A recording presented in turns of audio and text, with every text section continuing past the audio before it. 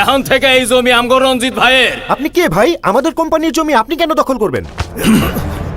চুপচাপ থাকবি তো শুধু জমি দখল হইব, আর আওয়াজ করলে জমির সাথে সাথে তোর জীবনও যাইব।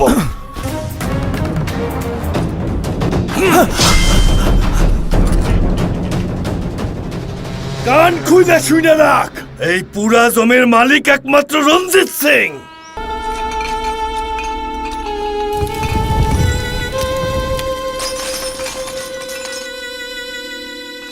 বাবু শোনো, মুন্নার ভাইকে চেনো?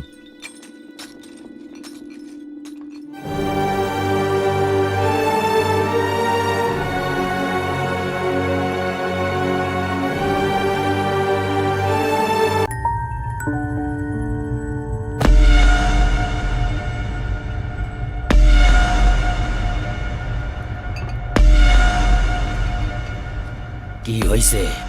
এইখানে যে প্রথম আয়ে ওই ইমোশনাল হয়ে যায়, কিন্তু এইখানে আহনের পর কেউ আর জিন্দা ফিরা যায় না। আজ তোর কবর খুলুম।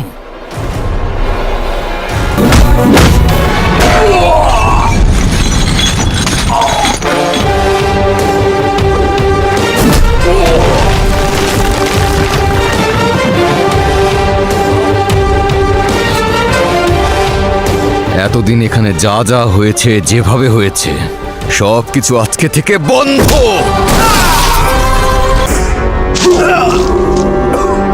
আমার যেমন অনেক ভালো গুণ আছে, তেমন খারাপ গুণও আছে। একবার মার শুরু করলে কন্ট্রোল করতে পারি না। তারপর সামনে কে আছে, তার ব্যাকগ্রাউন্ড কি, সবার কিছুই আমার মনে থাকে না, শুধু মার চলে।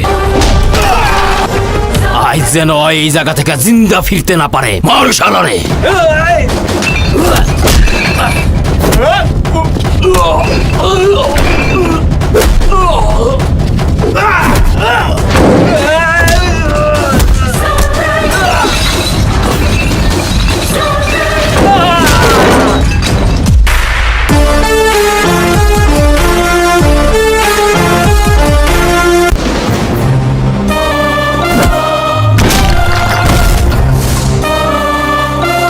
তুই কি মানুষ?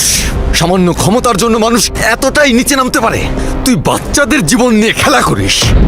তোর পলিটিক্যাল ব্যাকগ্রাউন্ড আছে, পুলিশের সাপোর্ট আছে, সাথে গুন্ডা বাহিনী আছে, সেই কারণে মানুষ তোকে এতদিন ভয় পেয়েছে।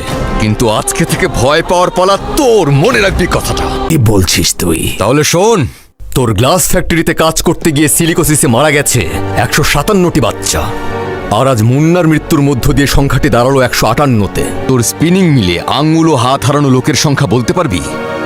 এতদিন তোর উপর শুধু মিডিয়ার সন্দেহ ছিল, কিন্তু আজকে প্রমাণও আছে।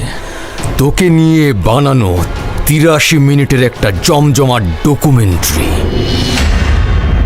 জার্নালিস্ট শিবরাম কৃষ্ণের রিসার্চ।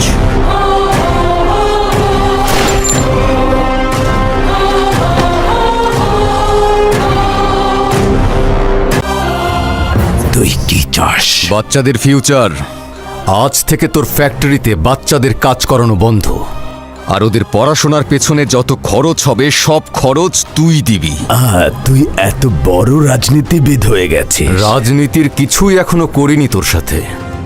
যখন করব না, তখন তোকে আর খুঁজে পাওয়া যাবে না।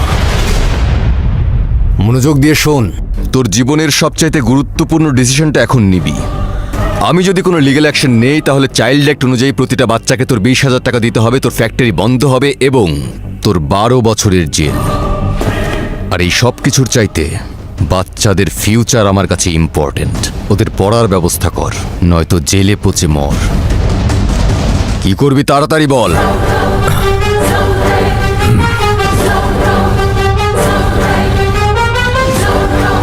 সামান্য পেনড্রাইভের জন্য এত টাকা দিয়ে দিলেন ভাই?